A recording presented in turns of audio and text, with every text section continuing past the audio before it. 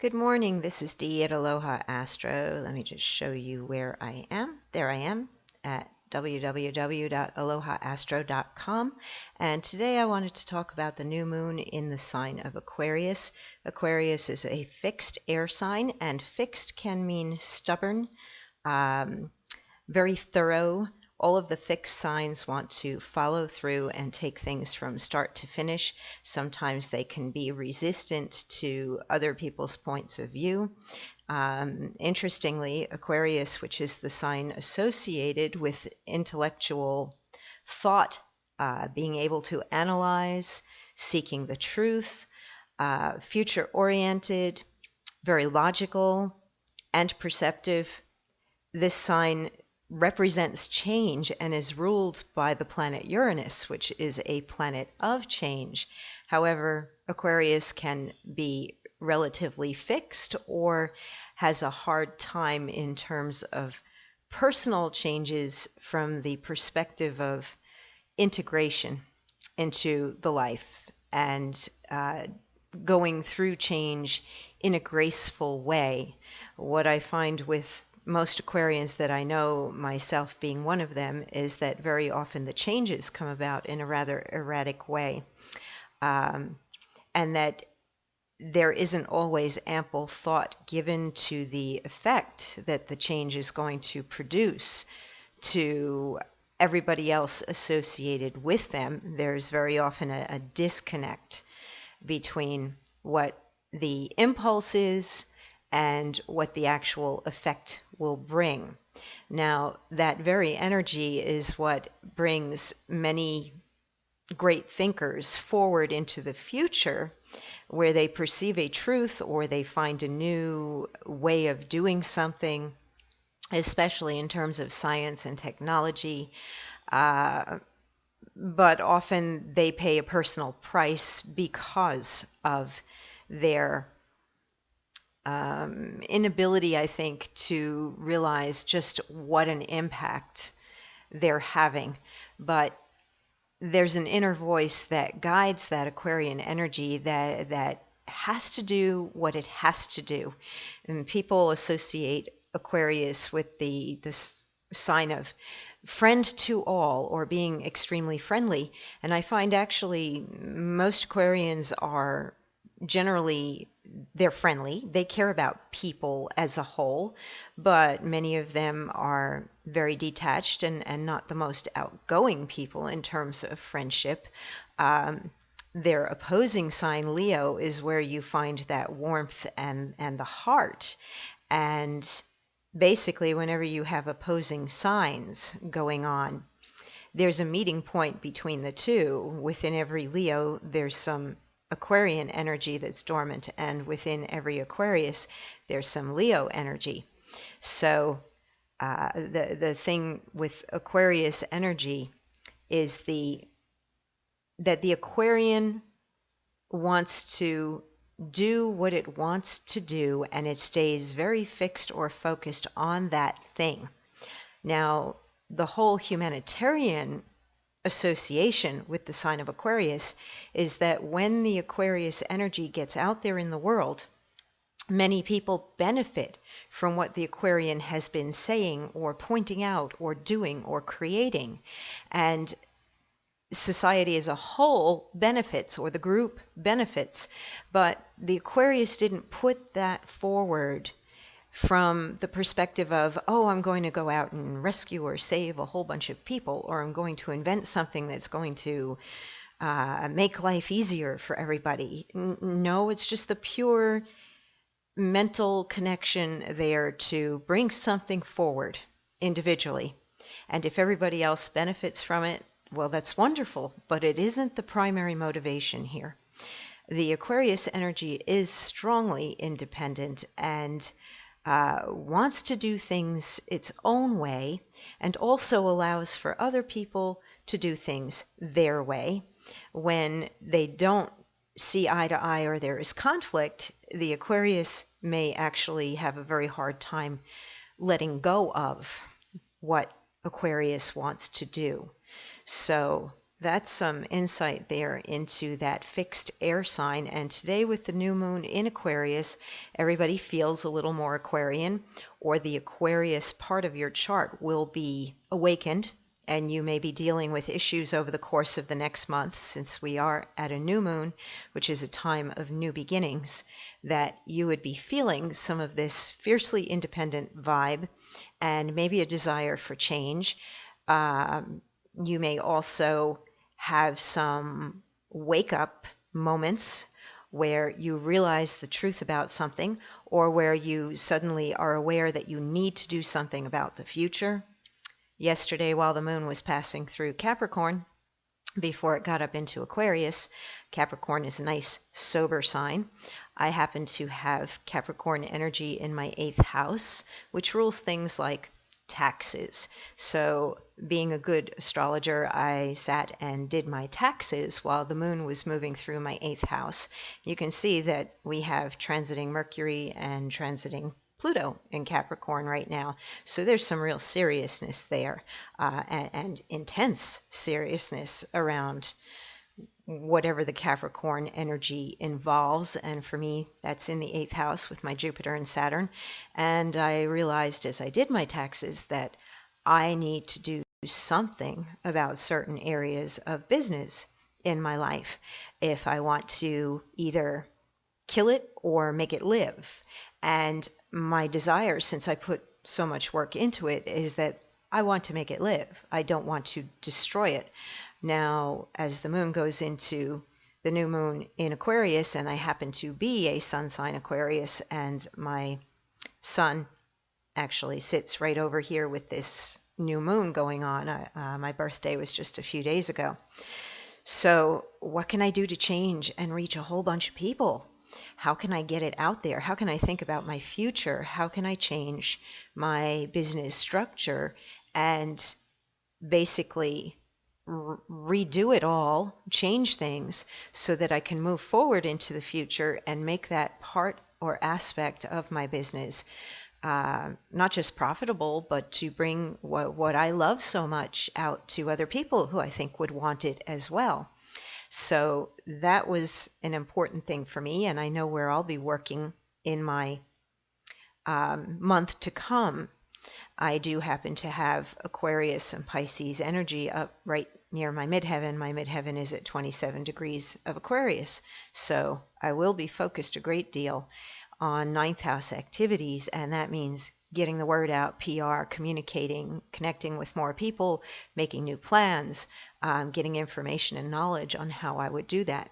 Now, if you want to find out about where your Aquarius energy is in your chart, what house or area of life, what planets you might have in Aquarius if you do, I'm available.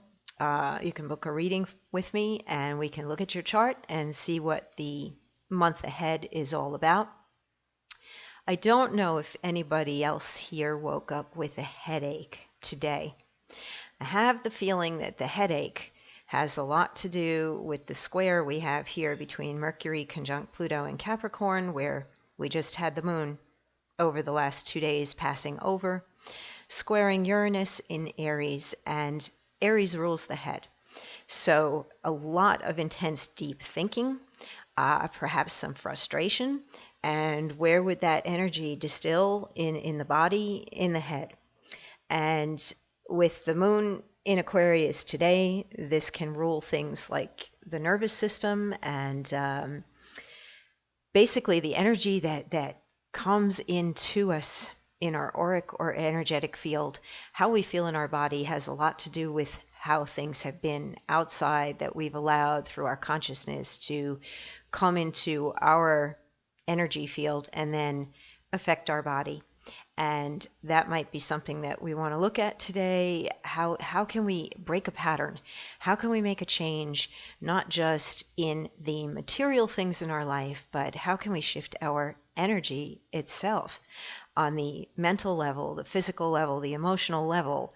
I would say today, do something significantly different, even if it's a very small thing. Change your perspective or your point of view. Go somewhere different that you have not been to before. do a different exercise, start something different. Perhaps if you've thought maybe I should do a gratitude journal, or maybe I should do such and such, well, start it. Just start something incredibly different or new that maybe is outside of your normal comfort zone. Something that you wouldn't normally do, something that is not your normal routine or pattern. Change things up. And see how that works for you. See if things don't shift in other areas of your life. If you do just one thing different, go get lost somewhere today. Go into a shop you've never been into before. Go reach out to somebody online that maybe has interested you, but you haven't commented. Just start something new. Start something fresh. I did want to take a look at what's going on politically. And I wanted to bring up the chart for the United States and the chart for Donald Trump and take a look at the charts together. And basically, this is what I got when I went to generate a chart. The web database is down, so I guess it's not meant to be. But I would like to take you over here to, this is a wonderful resource. If you Google Sabian symbols, you will come up with this Mindfire site that will give you the Sabian symbols for all the degrees of the zodiac. So the new moon is at 8 degrees of Aquarius. It's actually 8 degrees 15 minutes. And some people say you should round up, which would bring us to 9 degrees. I think since the moon already will be right here at 8 and going into 9, that we should take a look at both, because there's also an unfolding in the Sabian symbols. And I won't waste a lot of time talking about what are Sabian symbols. You can look that up yourself too and find out more about it. You can apply Sabian symbols to your own natal chart. You can look at the degrees of each of your planets and your prominent angles, like your ascendant or your midheaven or your descendant, and then read the Sabian symbols for those degrees and see if you don't get something from it. I find that there's usually something profoundly relevant, even though this is not technically pure astrology. So looking at these two different ones, I'll just read them through. Aquarius, 8 degrees, beautifully gowned wax figures on display. Keynote, the inspiration one may derive from the appearance of exemplars who represent to us the archetypes of a new culture. We are dealing here with the fixed symbols upon which a culture is based, with mental archetypes. They are kept and made available as patterns to imitate, or at least from which to draw new motives for inspiration. We are at the stage of vision. New forms are revealed to the consciousness, as well as new ways of meeting other people in social relationships. Well, that's certainly very Aquarian. This is the third stage in the 60-second sequence of 5 symbols. In a sense, the generic human past and the future are implied here. The wax figures are impersonal forms. The gowns constitute a static presentation of ideal patterns, yet they are the pre-formation of what will be experienced in the culture being born. They herald new collective developments. So, in a way, that is quite political. Now, phase 309, Aquarius at 9 degrees. A flag is seen turning into an eagle. And here, of course, we have a lot of symbolism. Flag can represent a country. Eagle, of course, is our national bird for the United States. Keynote, the dynamic incorporation of new social values in individuals who exemplify the spiritual potential and greatest significance of these values. This symbol nearly duplicates the one for Sagittarius 12 degree, but in this 5-fold sequence it has a somewhat different meaning, especially since the last term of the mysterious transformation, i.e. the crown, it is crowing. The crowing of the eagle in Chanticleer's fashion is omitted. All that is implied here is the vitalization of a powerful symbol, its embodiment in a living reality, i.e. in a person able to fly in consciousness to the highest spiritual realm. The archetype is given living substance and wings. The image has become a power. This 4th stage symbol, as usual, gives us a technical suggestion to see the new archetype To perceive the new standard of value with one's mind is not enough. The seer must become the doer. The impersonal is dynamized and brought into focus. We have here the acting out of the vision. So, it's interesting to actually follow along and see as the moon tips over into the next degree, a man who had for a time become the embodiment of a popular ideal is made to realize that as a person he is not this ideal.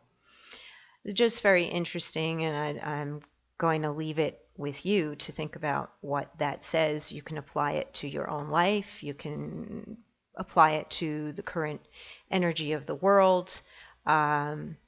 Obviously, we are certainly in a time of change, and those changes can be personal, and those changes can be global. And take time to think about your future this month while we have that Aquarian energy going on, and think about what you need individually, and think about how you collect with other individuals in society, how your choices or actions may impact all of society. And if you feel that there are things going on in the world that you need to have a voice or a say in, or perhaps you've never belonged to any groups or organizations that are doing things for other people, now may be a time in your life where you feel that you should do that. And since Aquarius does rule the 11th house of friends, groups, and organizations, there's a lot that needs to be done in this world, and the tendency for people to talk about what they think should be done, well, that doesn't get things done. If you see things going on within your own neighborhood that you could help out with, any volunteerism organizations that are helping people individually, and if you have time to spare, look to see where you can get connected. If you're not able to get out in the world and do things, we've got the internet. That falls under the 11th house. Get online, connect with people there, and look at things from the detached and intellectual perspective. Use your mind during this cycle to bring the truth forward, to be able to discern what is real and what is true, and the right things that should be going on. So I think that's it for today, and happy new moon. Take care, and I hope to see you soon. Let me shut everything up here and stop the recording.